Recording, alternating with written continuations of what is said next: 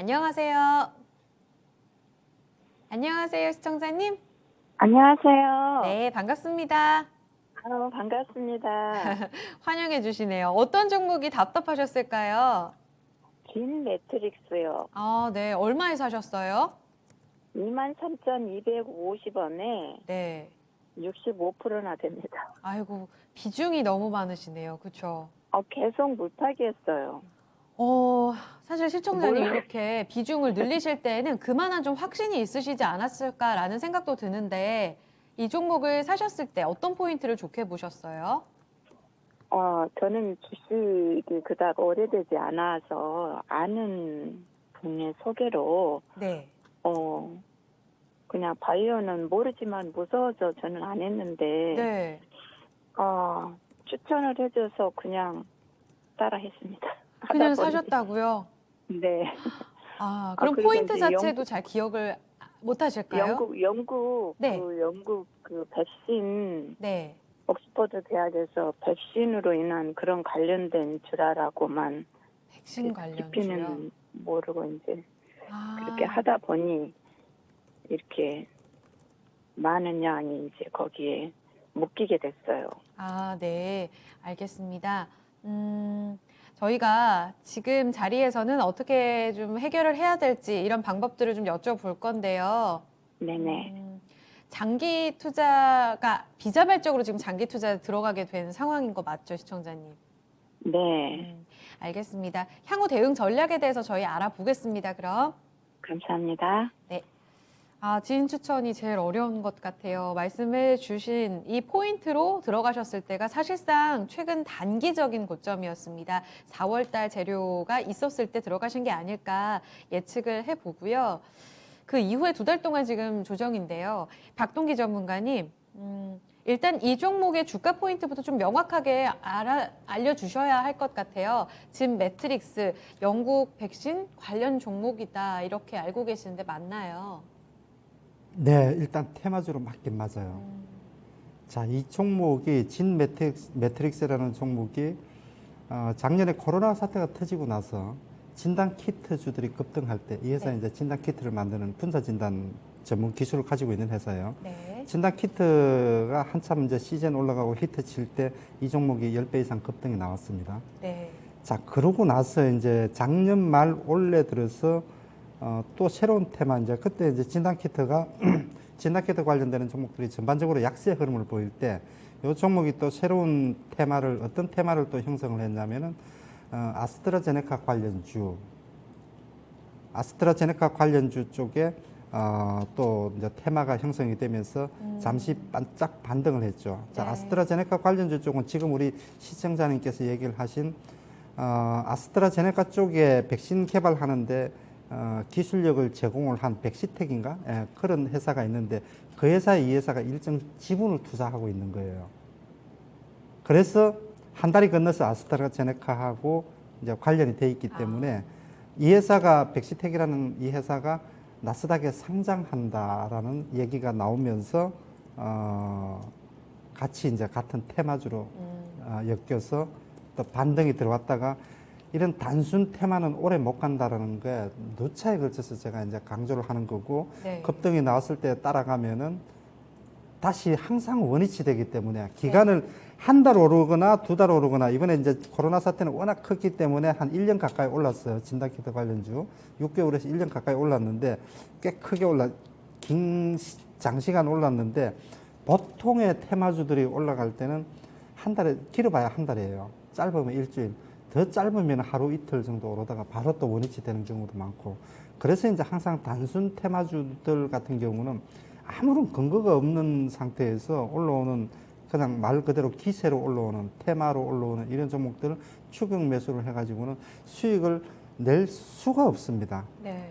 하루 1박 2일 이렇게 들어가서 잠깐 먹고 나오는 거 이런 것들 같은 경우는 아주 이제 진짜 단타 매매를 많이 해본 고수들이 정말 하는 영역이고 일반 투자자들 같은 경우는 들어가서 오늘 내일 올라가면은 그 다음날 하루 더 갈 것 같기 때문에 대부분 못 팔아요. 그러면 또 가지고 있다 보면은 바로 빠져가지고 빠질 때는 올라갈 때보다 훨씬 속도가 빠르거든요. 그래서 이런 테마주들을 매매를 해서 수익을 내기가 굉장히 어려운데 지금 요번에도 지금 보니까 자 차트 흐름을 한번 보면서 제가 한번 설명을 드릴게요. 네. 이번에 지금 요거 일봉 차트인데 이번에 지금 올라오는 게 아마 제가 조금 전에 얘기를 했던 백시텍이라는 회사의 나스닥 상장권으로 아마 이렇게 올라온 것 같아요. 4월에요. 네. 이때 이제 지금 이제 매수 계속 추가 매수를 하셨다라고 얘기를 하셨는데 예. 아마 이전부터 들고 있으시라고 아. 봐요. 네, 지금 가격대 매수 가격이 요 그러네요. 가격대거든요. 네, 네. 단가 그 자체가 이때 이거 본전 오면은 무조건 팔아야 되는 거예요. 이때 한 자릿수 손실 정도 오면은 정리를 해야 되는 게 원칙이에요. 근데 사실 이게 또 어렵죠, 그죠? 네. 이렇게 막 올라올 때는 이런 종목들이 올라올 때는 또 무섭게 올라오기 때문에 또 한참 더 갈 것 같거든 또. 그러니까 이제 주봉 흐름을 한번 볼게요. 그래서 이런 종목들을 하면 안 되는 이유가 뭐냐면은 작년에 이제 코로나 터지고 나서 코로나 터지기 전에 요 가격대가 평균적인 가격대 얼마냐면은 2,000원대 초반이에요. 요 2,000원대 초반부터 해서 얼마까지 올랐냐면은 35,000원까지 올랐어요. 아, 어마어마하게 시세가 낮았네요. 17배, 18배 작년에. 이렇게 지금 오른 거예요. 예. 이 종목을 이게 2배 나오기도 굉장히 힘들어요. 10배 나오면은 제가 랠리 끝이라고 보통 이제 항상 얘기를 하죠. 해주셨어가지고. 그런 종목들은 이제 빠질 때는 건드리면 안 된다, 큰일 난다, 큰일 난다 얘기를 하는데 이 종목은 15배 이상 올랐어요. 15배에서 20배 가까이 오른 종목이에요. 이거는 지금 제가 이 종목이 앞으로 한 1년에서 2년 후에 보면 원위치 돼 있을 거예요. 원위치면 2,000원이죠. 그러니까 이까지는 안 오더라도 현재는 지금 이제 많은 선에서 지지를 지금 받고 있는 모습이거든요. 이제 그래서 이제 문제는 뭐냐면은 여기서 이제 반등을 얼마나 줄 거냐인데 지난번에는 반등을 요까지 지금 그 23,000원, 24,000원대까지 줬어요. 그래서 기술적으로 우리가 이제 분석을 할 때 요 종목이 앞으로 이제 만약에 반등이 들어오게 된다 그러면은 요번에는 2만 원까지 반등이 안 들어옵니다. 이번에는 이렇게 그 고점과 고점을 연결하는 선을 이렇게 추세선을 그어 보면은 예. 이 선까지 통상적으로 반등이 들어오거든요. 네. 주식을 오래 한 사람들이나 펀드 매니저들도 5일 이동 평균선, 20일 이동 평균선, 또 고점과 고점을 연결하는 추세선 이런 걸 다 보기 때문에 뭐 1,000억, 2,000억씩 움직이는 펀드 매니저들도 이런 추세선을 보기 때문에 묘하게도 이런 자리 오면은 매물이 막 쏟아지면서 네. 나오게 돼 있어요. 그렇군요. 그래서 만약에 반등이 들어오더라도 지난번 반등보다도 더 작게 들어오기 때문에 이때는 하여튼 본전 비슷하게 오면은 정리를 하는 게 맞는데 예. 정리를 안 하셨어요, 어쨌든. 그래서 다시 또 되밀리고 이번에는 이제 그 반등 목표치를 만약에 이게 쉽지가 않을 것 같아요. 제가 볼 때는 최대치가 지금 18,000원이라는 거예요. 반등 목표치 최대치가. 예. 이제 그래서 하방으로는 11,000원이 그 10,000원 또는 11,000원 요 자리가 좀 일단은 지지가 될 것으로 보여지는데 네. 거래량이 지금 바싹 줄은 거로 봐서는 10,000원에서 크게 밀리지는 않을 것 같아요. 어쨌건 지금 자리에서는 너무 이게 제가 들고 있으면은 어떤 현상이 일어나냐면은 지금 그 이런 흐름이 아마 일어날 것 같아요. 이게 지금 오르지도 않고 빠지지도 않고 지루하게 아마 늘어질 것 같아요. 이 흐름이 지금까지 이렇게 그 큰 상승이나 하락 없이 이렇게 늘어지는 흐름처럼 조금씩은 빠지되 지루하게 아마 늘어지지 않을까. 이러다가 이제 어떻게 운 좋게 또 새로운 테마가 하나 나오면은 또 반짝 상승이 나오겠죠. 그래서 이제 이렇기 때문에 지금 이걸 참 이 자리에서 제가 팝시다라고 얘기를 하기도 참 간단하지도 않고요. 그렇다고 해서 지금 들고 18,000원까지 좀 기다려 봅시다. 그 소리도 사실 또 쉽지가 않아요. 이렇게 빅 랠리가 지금 끝나고 이제 빠지는 이런 종목들 같은 경우는 이게 사실은 어디까지 빠질지 모르거든요.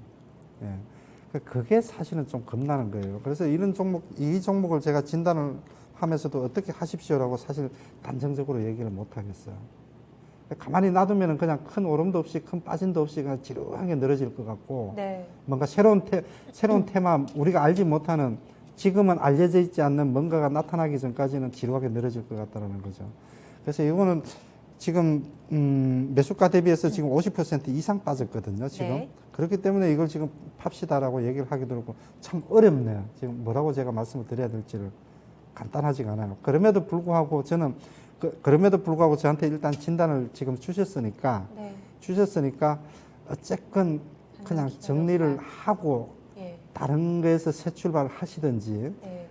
그게 오히려 더 낫지 않을까. 만약에 많은 예로 빠져가지고 진짜로 2,000원, 3,000원까지 원위치가 된다 그러면 이거는 이제 감당이 안 되죠. 그죠?